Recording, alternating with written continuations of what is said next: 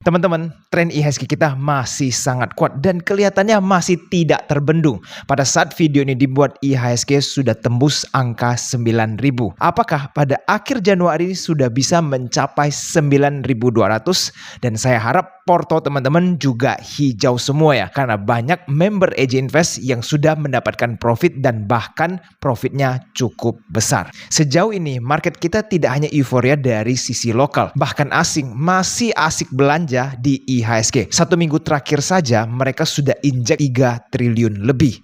Nah, kira-kira sampai di mana nih IHSG kita? Apakah akan seperti yang dikatakan oleh Pak Purbaya? Tahun 2026 IHSG bisa mencapai 10.000.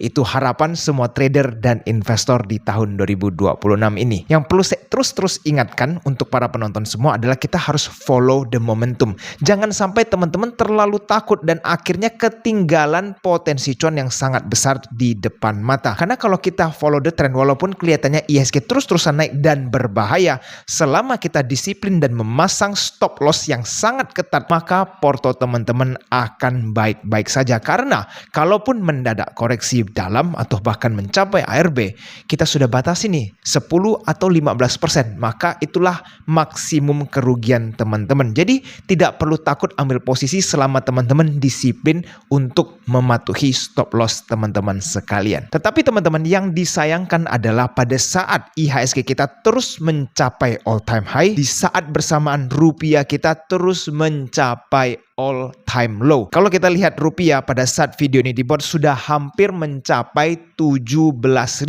dan ini masih sesuai dengan analisa AJ Invest di tahun 2025 ya. Teman-teman mungkin masih ingat 2025 di luar sana banyak analis atau bahkan YouTuber yang membahas didolarisasi. Mereka memberi sebuah kesan dan kekhawatiran bahwa dolar itu akan goyang karena banyak negara mulai meninggalkan dolar, bahkan BRICS juga sepakat untuk mengurangi exposure terhadap dolar dan akhirnya apa? Malah ada banyak orang yang takut gara-gara dolarisasi itu dan menjual mereka punya US dollar. Kalau teman-teman sudah lama mengikuti AJ Invest, kita justru malah diversifikasi rupiah kita belinya US dollar dan juga Singapore dollar, dan dari situ kita justru mendapatkan cuan. Malah orang-orang yang jual dolar mereka di tahun lalu sangat disayangkan karena dolar terus-terusan menguat terhadap Indonesia rupiah. Jadi bagaimana nih kok soal didolarisasi? Yang dimana banyak negara mulai meninggalkan dolar. Menurut saya dalam waktu 10 atau 20 tahun ke depan ini tidak akan memberikan dampak yang signifikan terhadap rupiah kita. Karena negara kita sementara ini masih cukup problematik dari segi ekonomi dan government kita juga masih kewalahan untuk memperbaiki ekonomi dari dalam.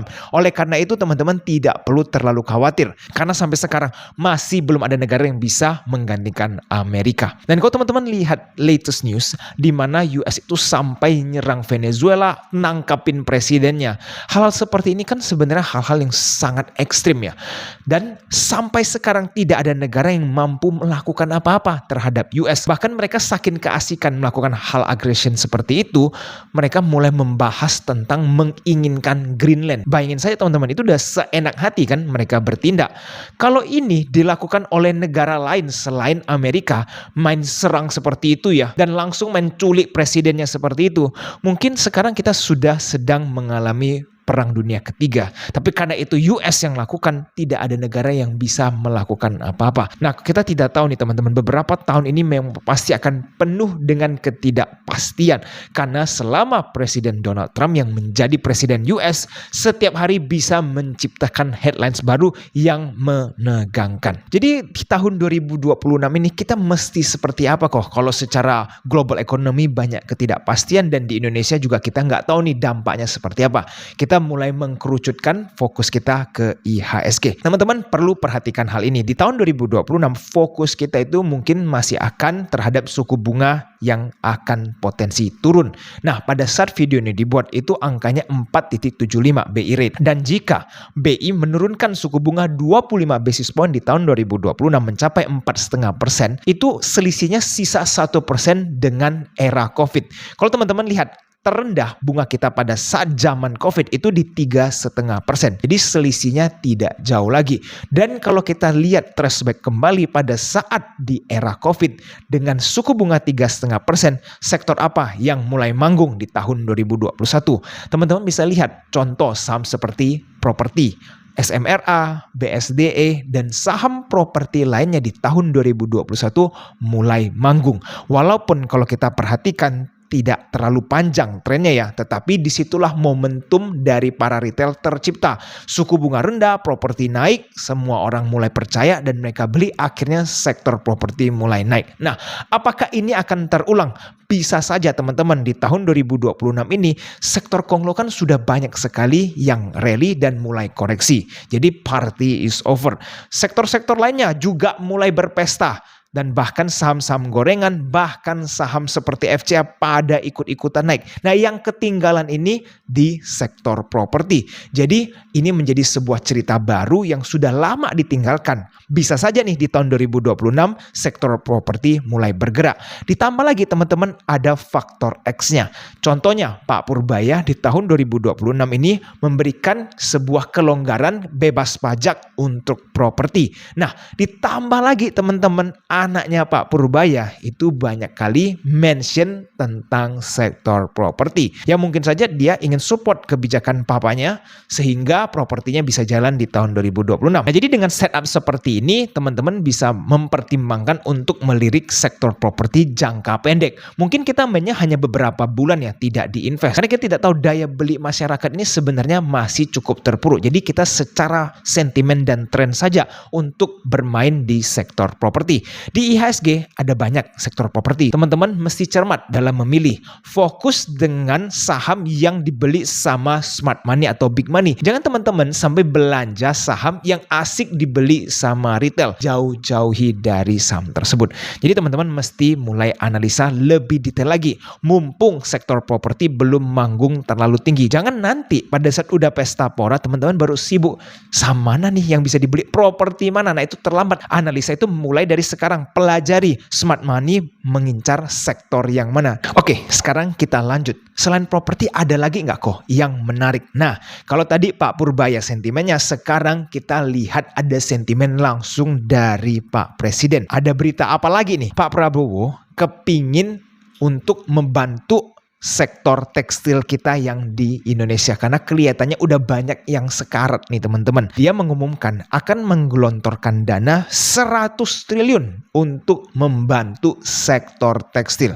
Dan kalau teman-teman perhatikan pada saat pengumuman itu dimediakan secara massal, apa yang terjadi dengan saham-saham tekstil yang ada di Indonesia? Contoh seperti saham Tris, Bell, Airtex, INDR, dan masih banyak saham tekstil lainnya mulai berterbangan nih teman-teman, bahkan mentok di arah. Strategi kita ini seperti apa untuk menyikapi kondisi seperti ini?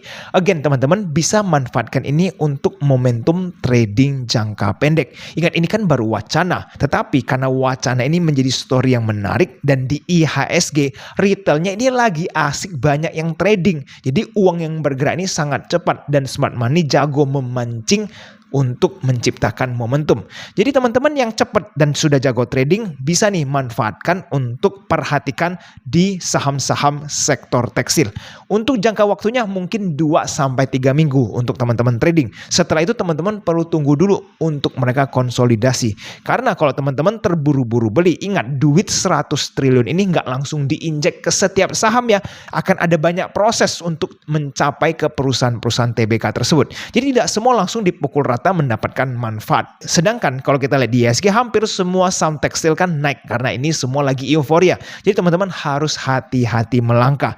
Strateginya sama dengan properti teman-teman, yaitu kita harus cermat memilih yang mana dibeli oleh smart money. Nah, saya berikan sebuah tips untuk teman-teman memilih saham-saham yang bergerak di tekstil. Cobalah cari yang tidak terlalu buruk. Artinya omsetnya lumayan besar atau bahkan lebih baik ada dapat profit, jangan sampai boncosnya terlalu besar. Lalu teman-teman milih nih jumlah pemegang saham yang masih di bawah 10.000. Jangan pilih yang terlalu ramai. Nah, di situ masih sepi retailnya.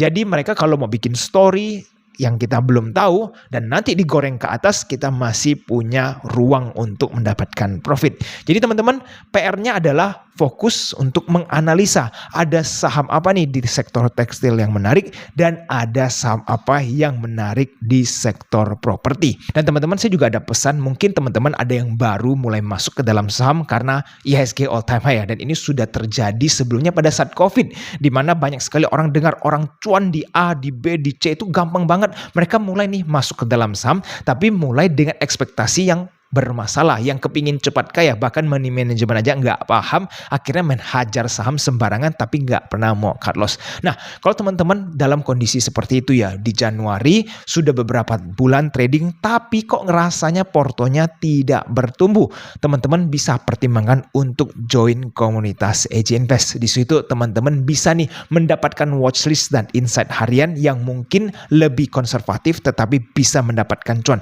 karena sudah banyak orang yang bergabung dengan AJ Invest mendapatkan cuan, dan inilah testimoni mereka, teman-teman bisa baca ya. Dan saya harap teman-teman jangan sampai jadi penyumbang IHSG ya, tapi teman-teman justru menjadi pahlawan IHSG dan mendapatkan cuan dari menyopet bandar-bandar yang ada di IHSG. Jadi bagi yang tertarik untuk bergabung dengan komunitas AJ Invest, saya akan cantumkan linknya di kolom komentar di bawah. Pastikan teman-teman ambil kesempatan ini karena limited seats only. Kalau sudah penuh, pendaftarannya akan saya tutup dan sudah tidak ada yang bisa masuk lagi. Dan teman-teman, saya juga ingin lanjut, ada kebijakan baru di tahun 2026 yang menurut saya cukup beresiko untuk teman-teman para pemain saham. Maksudnya apa nih kok? Jadi di 2026 ini teman-teman bisa langsung baca artikelnya. DJP itu bisa mulai menyita atau menjual saham teman-teman jika teman-teman terbukti ada tunggakan pajak dan tidak kepingin bayar. Dan menurut saya kebijakan seperti ini akan menimbulkan attention yang lumayan besar ya teman-teman. Karena kalau teman-teman bayangin capek-capek trading analisa, lalu ternyata teman-teman punya pajak kurang beres nih. Mungkin ada yang nggak paham, apalagi kan tahun 2026 ini Cortex. Masih sangat banyak yang perlu dipelajari. Kalau nggak percaya, coba teman-teman diskusi dengan para konsultan pajak. Mereka kan juga butuh proses waktu untuk belajar Cortex yang baru diberlakukan. Bagaimana nih kalau konsultan-konsultan teman-teman penjelasinnya tidak terlalu detail atau masih banyak simpang siur, atau sampai sekarang mungkin teman-teman isi sendiri tanpa ada konsultan pajak dan akhirnya ada membuat kesalahan, lalu yang diincar adalah saham teman-teman. Nah, jadi pesan saya teman-teman, pelajarilah Cortex secepat mungkin. Jangan sampai teman-teman baru mau mulai baca di bulan Maret, lihat bingung nih, pusing banget, banyak sekali yang harus diisi, lalu mulailah crash. Kan teman-teman tahu orang Indo kan suka kerjain last minute. Akhir bulan Maret baru banyak yang coba input, malah websitenya crash terus dan nggak bisa diisi ataupun submit. Akhirnya malah terlambat kan. Nah itu bisa kacau banget teman-teman. Jadi kalau teman-teman orangnya aktif dalam trading dan berinvestasi, pesan saya teman-teman rapikan pajak dan pahami Cortex secepat mungkin supaya teman-teman kalau pelaporan rapi, teman-teman bisa trading dan berinvestasi dengan damai. Dan sebagai penutup, buat teman-teman yang pemula, kepingin nih belajar bandarmologi AJ Invest itu seperti apa ya? Mungkin teman-teman cuma pernah dengar tapi nggak benar-benar ngerti apa sih cara analisa bandarmologi, karena banyak sekali sekarang orang-orang itu yang fokus all in saham, beli saham konglo, dan tidak mendapatkan apa-apa teman-teman dari segi ilmu analisa. Teman-teman bisa pertimbangkan untuk beli buku saya, Bandarmologi A Game Changer. Di situ teman-teman khusus pemula itu sangat bermanfaat. Mengerti cara market itu bekerja seperti apa yang dimaksud broker summary, dan apa yang dimaksud sebagai bandar atau smart money. Nah, bukunya murah banget teman-teman. Cara belanjanya tinggal langsung chat admin. Nanti saya akan cantumkan linknya di kolom komentar di bawah. Oke teman-teman, sampai di sini video hari ini. Semoga bermanfaat. Sampai jumpa di video selanjutnya. I'll see you again next time. Bye-bye.